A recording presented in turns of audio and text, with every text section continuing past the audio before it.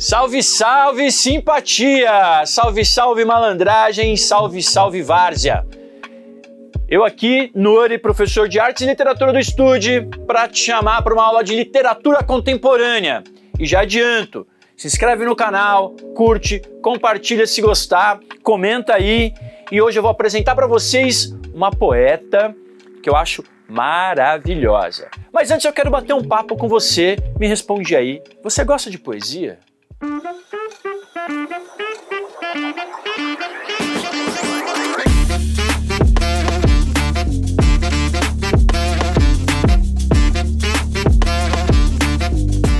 Você gosta de literatura? De literatura brasileira especificamente. E dentro da literatura brasileira, você gosta de poesia? Fala comigo, conversa comigo, abre o seu coração.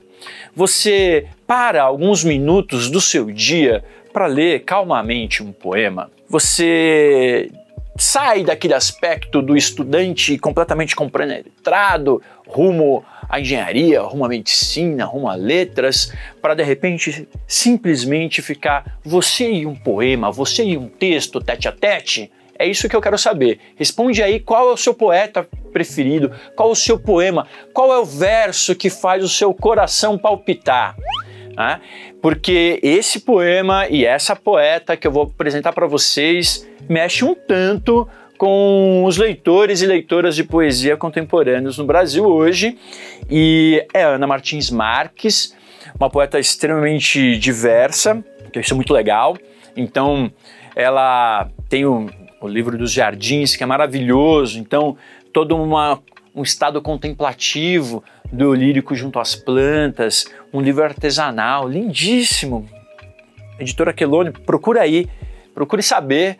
E ela também tem, entre os mais recentes, o Risca Esta Palavra, mas também o Livro das Semelhanças, enfim, entre outros. Eu vou ler um trechinho ou melhor, eu vou ler um poema que se chama Hospitalidade. E aí, eu também te faço outra pergunta antes. Ainda se escreve poema de amor? Ainda se fala de amor? Ainda se acredita no amor? Aquele amor que seria o que complementa a nossa vida, o que nos enche de vida, aquilo que faz com que a gente acorde ansioso, ansiosa para ver o ser amado, a ser amada, né? Você ama assim? Você já se apaixonou? Né? Porque veja só, é muito comum que a gente confunda ou que a gente associe, melhor dizendo, o poeta ao romântico, né? Nossa, essa pessoa foi romântica, nossa, que poeta. Né? A gente sempre associa poeta a poesia a coisas fofinhas, a declarações ou frases de efeito de maneira geral. Tem uma série de perfis hoje em dia no Instagram, por exemplo, que circulam poemas, às vezes próprios, poemas de autoria daquele dono do perfil, mas há outros perfis dedicados, e eu adoro esses perfis, a divulgar poemas, né, e poetas de língua portuguesa, de língua inglesa, de língua francesa, enfim, mas no nosso caso aqui de língua portuguesa, que é maravilhoso. Né? Então, a cada dia a gente recebe ali uma postagem, ou mais de uma, com poemas maravilhosos. Por outro lado, há uma série de perfis com muitos seguidores que tem aquelas frasezinhas marotas, assim, profundas, como se foi, então deixa ir. Não deu certo, tenta amanhã de novo. Essas coisinhas que às vezes, de uma maneira ou de outra, a gente precisa ler, né? É interessante como às vezes a gente se identifica com frases muito simples e não tem problema nenhum nisso, né? Me vem à cabeça aqui Paulo Leminski, o amor é um elo entre o azul e o amarelo, né? Que é um poema extremamente simples, ali no modelo de Haikai, né? E que fala muito, né, sobre essa junção dessas duas cores, esse elo e a questão da heterogeneidade que envolve os seres amantes. Então, a linguagem que a gente utiliza para a poesia, ela é de fato uma linguagem especial. Ela é uma língua especial. Só que a gente tem que também admitir, como diz Manuel de Barros, que a poesia está nas palavras. A mesma palavra que você usa para brigar, você usa para se declarar. E a mesma palavra que é um fragmento de rocha para a gente, para o Drummond era um obstáculo, na vida daquelas retinas tão fatigadas. Então, de maneira ampla, a poesia ela circunda a nossa vida, ela está em volta da gente, está num gesto, está num olhar. Lembrando que a poesia é diferente aqui, conceitualmente falando, do poema. O poema é o gênero textual lá escrito em versos, onde um eu lírico vai expor seus sentimentos, mas eu também posso fazer um juramento de que nunca vou deixar de tentar curar os meus pacientes até o final de todos os tempos, para sempre, como fez Hipócrates, e a gente tem ali um poema, é feito em verso. Então, a ideia do verso estruturado traz para a gente o gênero poema. A poesia é essa parte etérea do texto, ou essa parte etérea da vida. Por isso que eu posso falar da poesia de um pôr do sol, de uma paisagem, de um quadro, né, da música, de um gesto, de um olhar. Né? Então, a poesia é esse grande espaço em que aquilo que a gente não consegue, né, elaborar muito bem com a linguagem comum precisa então ser poetizado. E olha só o que Ana Martins Marques faz nesse poema. A gente vai analisar eles juntinhos aqui. Esse poema vai aparecer aí na tela para você. Vem comigo. Hospitalidade. Minha boca recebe a sua como receberia uma língua estrangeira. Com a mesma atenção e a mesma inépcia, o seu corpo é um país desconhecido que não sei como visitar. A hospitalidade é uma virtude tão antiga quanto o desejo de partir. Se você fosse um grego, me acolheria sem perguntas e ofereceria sua cama para o meu corpo cansado do mar. Mas você não é.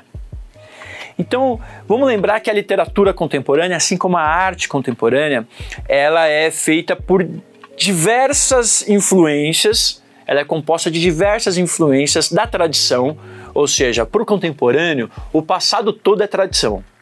Né?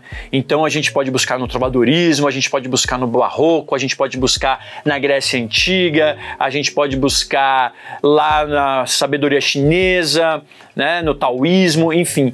Para o contemporâneo, todo o passado é repertório.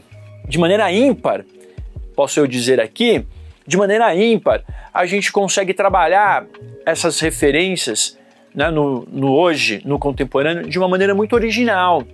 Né? Por isso singular, por isso ímpar. Porque no final das contas, ninguém sabe de tudo.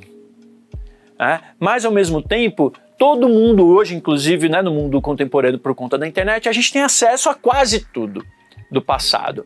Né? E aí há estudos que são feitos em diversos lugares do mundo e todo mundo consome muito conteúdo. Então, na hora de a gente ler um poema contemporâneo, é claro que algumas coisas podem ficar meio perdidas para a gente, porque pode nos faltar um determinado repertório. Mas no caso da literatura, a gente fica sempre muito mais preso ao texto, e a partir daí a gente vai saindo rumo às referências que esse texto pode nos fornecer. Então, vamos começar do começo. Minha boca recebe a sua como receberia uma língua estrangeira. Uma língua estrangeira, via de regra, se a gente não aprende ela desde pequeno, ela vai soar estranho na nossa boca, a gente vai ter sotaque, né? A língua parece que fica um pouco quadrada, né? O idioma fica um pouco quadrado dentro da nossa boca, da nossa articulação. Né? Não é um encaixe perfeito. Né? Acho que essa é uma sugestão, que essa ideia de que recebe a sua boca como uma língua estrangeira. Sem contar a ambiguidade que língua tem aí, né? É sensacional. É sedutor o poema. Com a mesma atenção e a mesma inépcia, o seu corpo é um país desconhecido. Com a mesma atenção e a mesma inépcia da ideia de receber a língua estrangeira. Né? Então o seu corpo é um país desconhecido, que não sei como visitar. A hospitalidade é uma virtude tão antiga quanto o desejo de partir. Ou seja, o desejo de receber, né, a função de receber, ela é tão antiga quanto partir. Aliás, andam juntas. Né? Para partir, andar, eis que chega aquela hora tão sonhada, vai cantar o Paralamas. Para dizer que para que haja chegada é preciso que tenha havido a partida.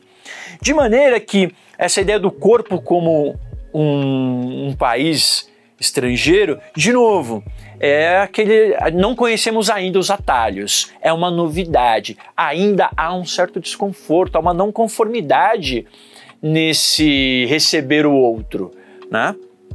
O que é, penso eu aqui, bastante comum nos primeiros encontros, por exemplo.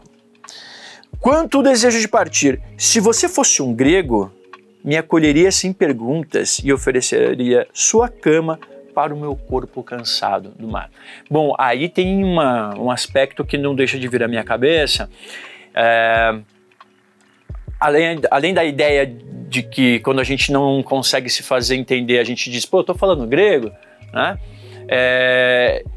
Tem também a perspectiva de que a maior história de atravessar o mar rumo a um lar, rumo a uma hospitalidade, a partida mais famosa da história é de Odisseu, ou Ulisses, dependendo da tradução, que é o nosso herói da Odisseia, que uma vez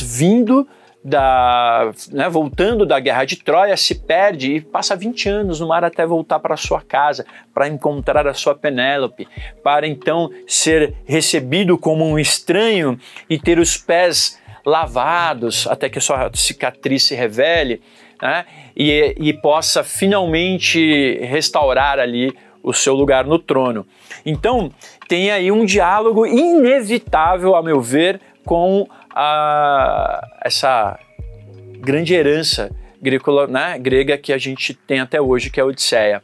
Então veja como a poesia contemporânea, numa linguagem relativamente simples, né, numa linguagem próxima de nós, ainda fala sobre um tema perene na nossa história, que é o amor, que é a relação amorosa, que é a relação entre as pessoas, né, no cunho amoroso.